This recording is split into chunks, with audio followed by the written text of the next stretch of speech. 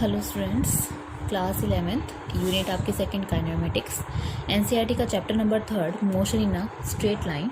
आज इसका हम करेंगे part number first. Statics and dynamics mechanic की दो ब्रांच होती हैं। मैकेनिक्स, अब ये स्टैटिक होता क्या है, जब भी कोई ऑब्जेक्ट आपका रेस्ट पे होगा तो वो स्टैटिक ब्रांच के अंदर आएगा, और जब भी कोई ऑब्जेक्ट आपका मोशन में होगा तो किसके अंदर आएगा, डायनेमिक के अंदर आएगा। ठीक है, साथ साथ मैंने नोट्स दे रखे हैं आपको। Static is the study of the object is at rest and dynamic is the study of object in motion. अब जो मोशन है ऑब्जेक्ट का, फर्दर दो सेपरेट थिंग्स में आप क्लासिफाइड है, काइनेमेटिक्स और डायनेमिक्स। काइनेमेटिक्स देखिए, हमारी यूनिट का नाम भी काइनेमेटिक्स है। तो काइनेमेटिक्स क्या होती है? The study of motion of the object without taking into account the cause of their motion is called kinematics. Object के मोशन की स्टडी करना बिना कंसिडरेशन किए कि उसका कारण क्या था, मोशन किस वजह से हुआ, वो किसके अंदर आएगा, काइनेमेटिक्स में आएगा। सिर्फ आप उसके मोशन की वजह ना जाने, उसको अकाउंट में ही ना ले, उसको कंसीडर ही ना करें, तो वो आपकी कैटेगरी में आएगा काइनेमेटिक्स में। अगर आप उसका मोशन का अकाउंट कंसीडर करते हो कि भाई उसका कोज क्या था, तो कौन सी ब्रांच में चला जाएगा, डायनामिक्स में। यहाँ लिखा है चेंज ऑफ स्टेट। स्टेट का मतलब है अगर कोई बॉडी रेस्ट से मोशन में हुई है, या फिर मैं कहूँ मोशन से रेस्ट में हुई है, तो उसका स्टेट क्या हो रहा है। स्टेट मतलब स्थिति जो उसकी है वो कैसी हुई है, चेंज हो रही है। अगर हम किसी चीज़ के कंसिडरेशन में, मतलब जब किसी ऑब्जेक्ट का जो मोशन है उसकी हम स्टडी कर रहे हैं, और साथ साथ ये भी कंसिडर कर रहे हैं कि उसका पीछे इसका रीज़न क्या है, उसका कॉज क्या है, तो वो कौन सी ब्रांच में चला जाएगा, डायनेमिक की ब्रांच में चला जाएगा। तो अब हमें ये पढ़ना है रेस्ट एंड मोशन क्या होता है। What do understand by the rest and motion. मैंने बताया जब भी कोई ऑब्जेक्ट आपका रेस्ट पे होगा तो वो स्टैटिक में आएगा, मोशन में होगा तो डायनेमिक में आएगा। इस पूरे आज वीडियो में हम बिल्कुल बेसिक चीज़ों के बारे में पढ़ेंगे। What do understand by the rest and what do understand by the motion. Rest क्या है?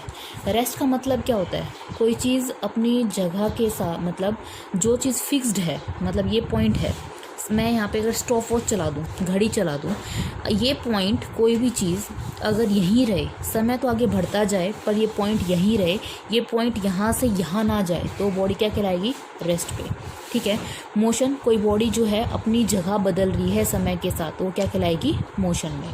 तो एक बार इसका देख लीजिए, रेस्ट क्या होता है, जब भी कोई ऑब्जेक्ट अपनी पोजीशन को चेंज नहीं करता with respect to its surrounding, मतलब जैसा है जो ऑब्जेक्ट यहाँ खड़ा है तो ये ऑब्जेक्ट यहीं रहे समय के साथ, अपनी पोजीशन को, अपने कोऑर्डिनेट को चेंज ना करे, समय चेंज होता जाए बट ऑब्जेक्ट क्या रहे, वो यहीं रहे, तो ऑब्जेक्ट कैसा कहलाएगा, रेस्ट पे।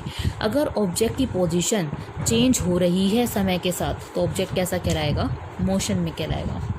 ठीक है, अगर ये कंडीशन है तो आपकी स्टडी स्टैटिक में है, ये है तो आपकी डायनामिक में है। तो डायनामिक में भी याद रखना कितने हैं, दो। कौन कौन से, काइनेमेटिक्स एंड डायनामिक्स। अगर आप कॉज कंसिडर करोगे तो डायनामिक में कंसिडर करोगे, और यहाँ पे क्या होता है, कॉज कंसिडरेशन नहीं होता। ठीक है, एक वर्ड और आता है यहाँ पर, पॉइंट ऑब्जेक्ट। ये आपका 12th में भी होता है, पॉइंट चार्ज का जब डिस्कशन होता है। ये पॉइंट ऑब्जेक्ट क्या होता है, पॉइंट ऑब्जेक्ट का मतलब होता है, सपोज़ एक एग्जांपल लेते हैं, एक बस है। ठीक है, बस चलती जा रही है, आपको पता है बस चलेगी, डिस्टेंस कवर करेगी। ठीक है, अब बस का साइज़ कितना लगा रहे हो, बस का साइज़ मान लो अगर वो यहाँ से चलती है, कहीं एक किसी भी स्टेशन से लेके दूसरे स्टेशन पे जाती है, तो उसको डिस्टेंस ज़्यादा कवर करना पड़ेगा एज़ कम्पेयर टू बस साइज़।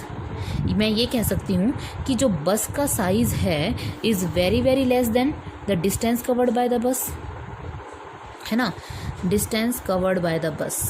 तो उस कंडीशन में मैं बस की जो लेंथ है उसको क्या मानूंगी, किस्म से नेग्लिजिबल। बस length is approximately equals to negligible.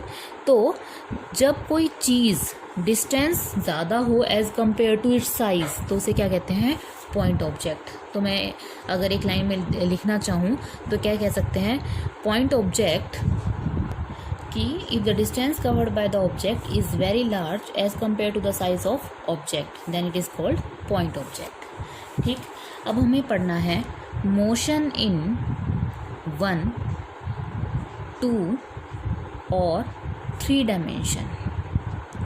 ये क्या होता है? अब 3 डायमेंशन में आपका मोशन कैसे कंसिडर किया जाएगा? देखिए 3 डायमेंशन में देखो, ये आपकी एक्स एक्सिस, ये आपकी Y axis and this is your Z axis.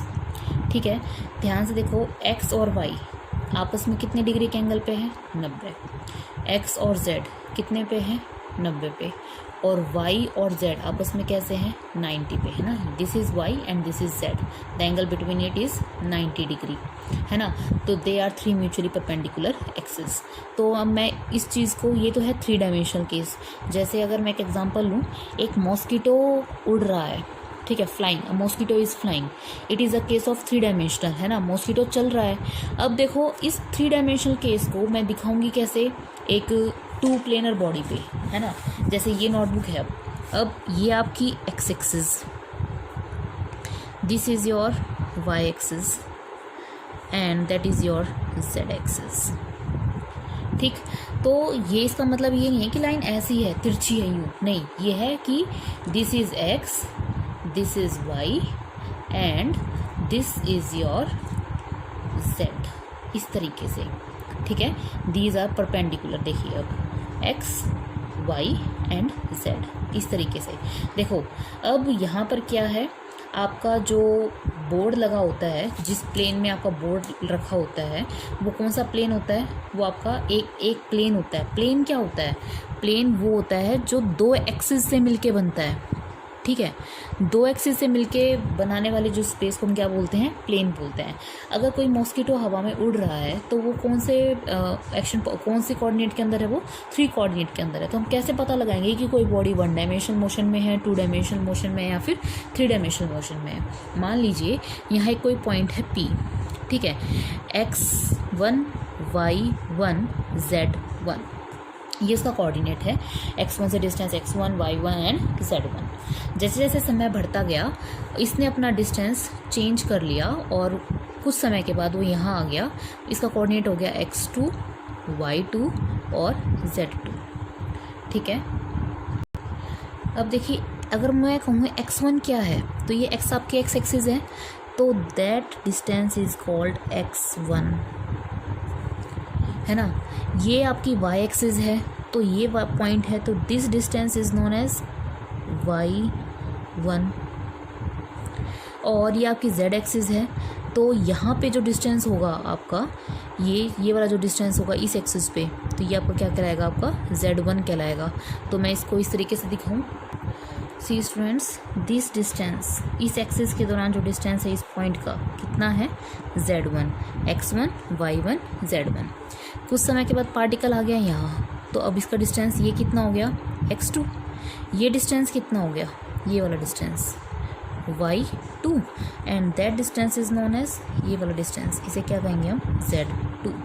ठीक है, तो x1 y1 z1, x2 y2 z2। कुछ समय के बाद पार्टिकल का क्या हो गया? पोजीशंस क्या क्या हुए? x1 y1 और z1, they are called coordinates. Coordinate किसके हैं? Coordinate of point P। ठीक है, कोऑर्डिनेट ऑफ पॉइंट Q लिखने हो तो क्या लिखोगे? x2 y2 z2। इन्हें क्या कहा जाता है? Coordinate. along x axis, along y axis, along z axis। Same here along x axis, along y axis और along z axis। ठीक है, तो ये है आपका मोशन। अब हमें पता करना है 1 डायमेंशन क्या होता है। अगर किसी पार्टिकल की पोजीशन को स्पेसिफाई करने के लिए आपको सिर्फ और सिर्फ एक कोऑर्डिनेट की ज़रूरत पड़े, एक कोऑर्डिनेट क्या हो? रिक्वायर हो, तो उस टाइम जो आपका डायमेंशन कहलाता है वो कौन सा होता है? 1 डायमेंशन। ज़रूरी नहीं है कि आपका कोऑर्डिनेट सिर्फ एक्स एक्सिस हो सकता है, मे बी और एक्स एक्सिस, मे बी और Y axis and may be और जेड एक्सिस। तो एक कोऑर्डिनेट की आवश्यकता पड़े, whether it is X, whether it is Y और वेदर इट इज़ जेड। मतलब पार्टिकल के पोजीशन को स्पेसिफाई करने के लिए, पोजीशन कहाँ है मतलब पार्टिकल की, उसको स्पेसिफाई करने के लिए अगर एक कोऑर्डिनेट की आवश्यकता होगी तो उसे हम क्या कहेंगे? 1 डायमेंशनल मोशन। तो अगर इसकी हम डेफिनेशन लिखें तो क्या लिखेंगे, तो क्या कहेंगे, motion of an object is called one dimension if only one of the three coordinates, तीन कोऑर्डिनेट थे ना, एक्स वाई और जेड, इन तीनों में से सिर्फ आपको किसी भी एक कोऑर्डिनेट की आवश्यकता पड़े to specify the position of object, object की पोजीशन को स्पेसिफाई करने के लिए, in space changes with respect to time. इसका मतलब क्या है कि आपका ऑब्जेक्ट जो है वो मोशन में है ना, समय के साथ साथ उसकी पोजीशन क्या हो रही है, चेंज हो रही है। अगर मैं पूछूं what is the example of one dimensional motion, तो आप कह सकते हो object moves in a straight line. अगर कोई भी ऑब्जेक्ट स्ट्रेट लाइन में मूव कर रहा है, ठीक है, सीधी लाइन में मूव करेगा, तो क्या होगा, उसको सिर्फ एक कोऑर्डिनेट की आवश्यकता पड़ेगी। मैं कहूँ या तो वो एक्स एक्स की तरफ जा रहा है, या वो वाई एक्सिस की तरफ जा रहा है, या वो जेड एक्सिस की तरफ जा रहा है। या मैं कहूँ रेलवे